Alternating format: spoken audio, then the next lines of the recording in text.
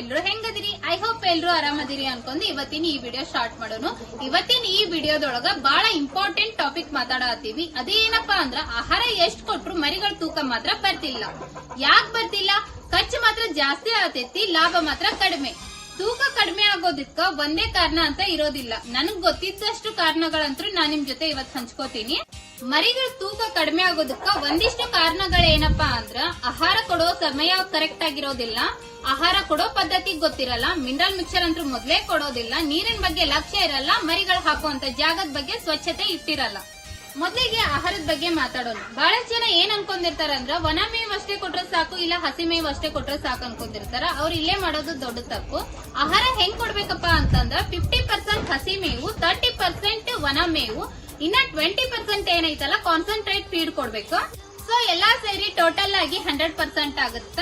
So ನೀವ್ ಯಾವ್ದೇ ಒಂದು ಟ್ರೈನಿಂಗ್ ಹೋದ್ರು ಅಥವಾ ಗೂಗಲ್ ಸರ್ಚ್ ಮಾಡಿದ್ರು ಮರಿಗಳ ಫುಡ್ ಹೆಂಗ್ ಕೊಡ್ಬೇಕಂದ್ರ ಇದೇ ಪ್ರೊಸೀಜರ್ ಹೇಳ್ತಾರ. ಸೊ ನಮ್ ಟ್ರೈನಿಂಗ್ ಒಳಗೂ ಇದೇ ಹೇಳಿದ್ರು. ಆದ್ರೆ ನಾನ್ ಹಾನೆಸ್ಟ್ ಆಗಿ ಹೇಳ್ಬೇಕಂದ್ರ ನಾವ್ ಮಾತ್ರ ಹಸಿ ಮೇವು ಕೊಟ್ಟಿಲ್ಲ. ಯಾಕೆ ಕೊಟ್ಟಿಲ್ಲ ಅಂದ್ರ ಒಂದಿಷ್ಟು ರೀಸನ್ ಏನಪ್ಪಾ ಅಂದ್ರ ಹಸಿ ಮೇವು ಎಲ್ಲಾ ಮರಿಗಳಿಗೂ ಆಗ್ ಬರೋದಿಲ್ಲ, ಲೂಸ್ ಮೋಷನ್ ಆಗೋ ಚಾನ್ಸಸ್ ಇರ್ತಾವ. ಇನ್ನ ಒಣ ಮೇವು ಹೆಂಗಪ್ಪ ಅಂದ್ರ ಮನುಷ್ಯರ್ ಹೆಂಗ ಡ್ರೈ ಫ್ರೂಟ್ಸ್ ತಿಂದ್ರ ಬಾಡಿ ಬಿಲ್ಡ್ ಆಗುತ್ತ, ಹಂಗ ಮರಿಗಳಿಗೂ ಒಣ ಮೇವು ಕಾಳು ಕಡಿ ಕೊಟ್ರ ಬಾಡಿ ಸ್ವಲ್ಪ ವೇಟ್ ಜಾಸ್ತಿ ಬರುತ್ತ ಅನ್ನೋದಕ್ಕ ನಾವು ಒಣ ಮೇವು, ಕಾಳು ಮತ್ತ ಮಿನರಲ್ ಮಿಕ್ಸರ್ ಕೊಟ್ಟಿವಿ.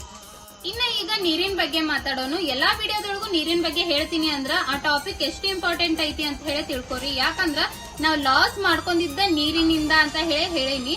ನೀರಿನ ಬಗ್ಗೆ ಯಾರಿಗೂ ಲಕ್ಷ್ಯ ಇರೋದಿಲ್ಲ, ಬಹಳಷ್ಟು ಜನ ನಿರ್ಲಕ್ಷ್ಯ ಮಾಡ್ತಾರ. ಏನಪ್ಪಾ ಅಂದ್ರ ಅವ್ರ ತಲೆ ಒಳಗ ನೀರ್ ಇಡ್ಬೇಕು, ಒಂದ್ ಟೈಮ್ ನೀರ್ ಇಟ್ಟ ಅಂದ್ರ ಮುಗೀತು, ನಮ್ ಕೆಲಸ ಮುಗೀತು, ಮರಿಗಳು ನೀರ್ ಕುಡಿತಾವ್ ಹೋಗ್ತಾವ ಅನ್ನೋದು ಅಷ್ಟೇ ತಲೆಯಾಗಿರ್ತಾವು. ನೀರ್ ಸ್ವಚ್ಛವಾಗಿ ಐತೆ ಇಲ್ಲ ಅಂತ ಹೇಳಿ ಲಕ್ಷಣ ಕೊಡೋದಿಲ್ಲ. ಸೊ ದಿನಕ್ಕೆ ಎರಡ್ ಸರಿ ನೀರ್ ಚೇಂಜ್ ಮಾಡೋದ್ರಿಂದ ನಿಮ್ಗೆ ಏನು ನಷ್ಟ ಇಲ್ಲ, ಲಾಭನ ಜಾಸ್ತಿ ಆಗತ್ತ. ಸೊ ಪ್ಲೀಸ್ ಎಲ್ಲರೂ ನೀರಿನ ಬಗ್ಗೆ ಲಕ್ಷ್ಯ ಕೊಟ್ಟು ದಿನಕ್ಕೆ 2 ಸರಿ ನೀರ್ ಚೇಂಜ್ ಮಾಡಿ ಸ್ವಚ್ಛವಾಗಿರುವಂತ ನೀರ್ ಕೊಡ್ರಿ. ಆಮೇಲೆ ಬಿಸಿಲೊಳಗಿಟ್ಟು ಕಾದಂತ ನೀರನ್ನ ಮರಿಗೆ ಕುಡಿಸ್ಬೇಡ್ರಿ. ಈಗ ಮಿನರಲ್ ಮಿಕ್ಸರ್ ಬಗ್ಗೆ ಮಾತಾಡೋಣ. ಈಗ ಹೇಳ್ಬೇಕಂದ್ರ ತೂಕ ಹೆಚ್ಚಿಗೆ ಆಗೋದಕ್ಕ ನಿಜವಾದ ಗುಟ್ಟು ಏನಪ್ಪಾ ಅಂದ್ರ ಮಿನರಲ್ ಮಿಕ್ಸರ್. ವಾರಕ್ಕ 2 ರಿಂದ 3 ದಿನ ಮಿನರಲ್ ಮಿಕ್ಸರ್ ಕೊಡೋದ್ರಿಂದ ತೂಕ ಬಹಳ ಜಲ್ದಿನ ಜಾಸ್ತಿ ಆಗುತ್ತ, ವೇಟ್ ಗೇನ್ ಆಗ್ತಾವ ಮರಿಗಳ. ಮಿನರಲ್ ಮಿಕ್ಸರ್ ಕೊಡ್ಲಿಲ್ಲ ಅಂದ್ರ ವೇಟ್ ಗೇನ್ ಆಗಲ್ಲ ಅನ್ನೋದಕ್ಕಿಂತ ಹೆಂಗಂದ್ರ ಬಹಳಷ್ಟು ಟೈಮ್ ಹಿಡಿತೈತಿ ವೇಟ್ ಗೇನ್ ಆಗೋದಕ್ಕ. ನೀವು 2-3 ತಿಂಗಳೊಳಗ ಮರಿ ಮಾರ್ಬೇಕು, ತೂಕ ಜಲ್ದಿ ಬರ್ಬೇಕು. ನಾವ್ ಎಷ್ಟೇ ಕಾಳ್ ಹಾಕತೀವಿ, ಹೊಟ್ಟು ಹಾಕತೀವಿ, ಖರ್ಚು ಮಾಡಾತೀವಿ, ವೇಟ್ ಗೇನ್ ಆಗವಲ್ದು ಅಂತಂದ್ರೆ ಮೇನ್ ಪ್ರಾಬ್ಲಮ್ ಇಲ್ಲಿ ಇದಾಗಿರುತ್ತ. ಮಿನರಲ್ ಮಿಕ್ಸರ್ ಕೊಡ್ತಿರಲ್ಲ ನೀವು. ಸೊ ವಾರದಾಗ ಡೈಲಿ ಕೊಡೋದಾಗಿಲ್ಲ ಅಂದ್ರೂ ವಾರದಾಗ 2 ರಿಂದ 3 ದಿನ ನೀವು ಮಿನರಲ್ ಮಿಕ್ಸರ್ ಕೊಡ್ರಿ. ಉಪ್ಪಿನ ಜೊತೆಗೆ ಕೊಡ್ರಿ, ಇನ್ನೂ ಗ್ರೋತ್ ಚೆನ್ನಾಗಿ ಬರ್ತಾವ. ಇದನ್ ಬಿಟ್ಟು ಲಿಕ್ಕಿಂಗ್ ಸ್ಟೋನ್ ಅಂತಿರುತ್ತ, ಅದು ಇದ್ರ ಅಂದ್ರೂ ಇನ್ನೂ ಉತ್ತಮವಾಗಿರುತ್ತೆ. ಈಗ ಶೆಡ್ ಬಗ್ಗೆ ಮಾತಾಡೋಣ. ನಾನು ಆಗ್ಲೇ ಹೇಳ್ದಂಗ ನೀರು ಮತ್ತ ಶೆಡ್ಡಿನ ಬಗ್ಗೆ ಯಾರು ಲಕ್ಷ್ಯ ಕೊಡಲ್ಲ. ಬರೇ ಫುಡ್ ಅಷ್ಟೇ ಅವ್ರ ತಲೆಯಾಗಿರುತ್ತ. ಆಹಾರ ಅಷ್ಟೇ ಚಂದಾಗಿ ಹಾಕಿದ್ರ ನಮ್ಮ ಮರಿಗಳು ಬೆಳವಣಿಗೆ ಆಗ್ತಾವ ಅಂತ ಅನ್ಕೊಂಡಿರ್ತಾರ. ಮರಿಗಳು ಆರೋಗ್ಯವಾಗಿ ಇದ್ರ ಅಷ್ಟ ಮರಿಗಳು ಬೆಳವಣಿಗೆ ಆಗಕ್ ಸಾಧ್ಯ ಆಗಿರುತ್ತೆ. ಸೊ ಇಲ್ಲಿ ನೀರು ಮತ್ತ ಶೆಡ್ ಅನ್ನೋದು ಅಷ್ಟೇ ಇಂಪಾರ್ಟೆಂಟ್ ಆಗುತ್ತ.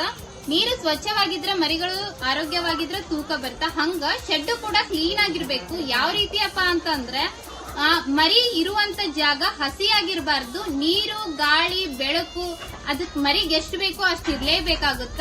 ಸೊ ಶೆಡ್ಡಿನ ಬಗ್ಗೆ ತಿಳ್ಕೊಬೇಕಂದ್ರೆ ಇಷ್ಟಿರ್ಬೇಕು. ಅದನ್ನ ಬಿಟ್ಟು ಪ್ರತಿ ಸರಿ ನೀವು ಹೊಸ ಮರಿಗಳನ್ನ ಹಾಕ್ಬೇಕಂದ್ರ ಒಂದು ಬ್ಯಾಚ್ ಹೋಯ್ತಂದ್ರ ಶೆಡ್ ಕ್ಲೀನ್ ಮಾಡಿ ಮರಿಗಳನ್ನ ಹಾಕ್ರಿ. ಇದು ಒಂದು ಇಂಪಾರ್ಟೆಂಟ್ ಆಗಿರುತ್ತೆ.